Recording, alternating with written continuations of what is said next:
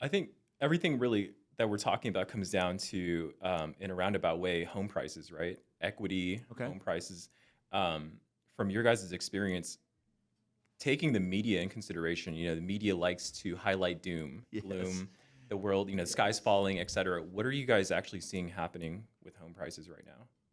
Personally, I'm seeing home prices continue to appreciate. If we're looking at the difference between home prices in the early quarter one, quarter two of 2022, and home prices now at the end of quarter one of 2023, home prices are still up. So homes are still appreciating.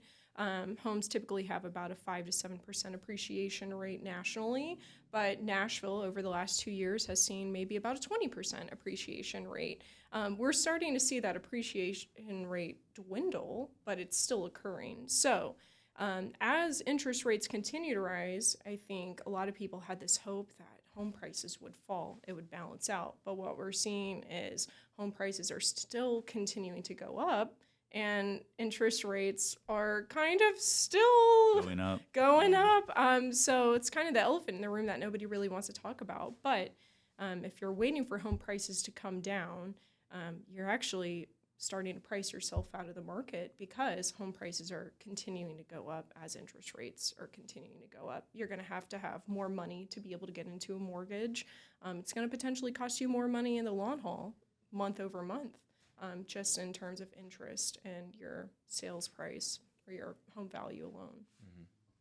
Yeah. As far as home prices staying on this trajectory, interest rates not budging as of what we can see yet. Keith, do you see like programs that are being implemented that can help the first-time home buyer get Yeah. into a home? Yeah, I'm actually seeing the federal government make a lot of changes recently that directly impact the first-time home buyer in a positive way. They are trying to decrease interest rates. So from a lending standpoint, there's a thing that we do. It's called loan level pricing adjustments, but basically it's like points on your driving record, right? If you have a lead foot and a bunch of tickets on your driving record, your auto insurance is going to be more expensive. It's kind of the same thing when lending. You have all these different factors that impact your interest rate. What the federal government is doing specifically around the first-time home buyer is limiting those impacts to try to offer a lower interest rate for the first-time home buyer, which I think is a benefit for them right now. I also do think that inflation is the thing, right? If inflation comes down, interest rates will come down. We're not going to see the 2s and 3s and 4s that we had. That was a global pandemic that caused that. But to see interest rates move down from the 7s into the 6s and maybe into the 5s, I think is something that we see in the horizon.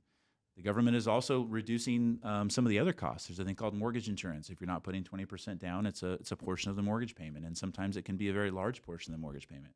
We've seen programs recently where the federal government is reducing that as well. So I think there's a lot of opportunities right now for the first-time home buyer to relook at real estate from an affordability standpoint.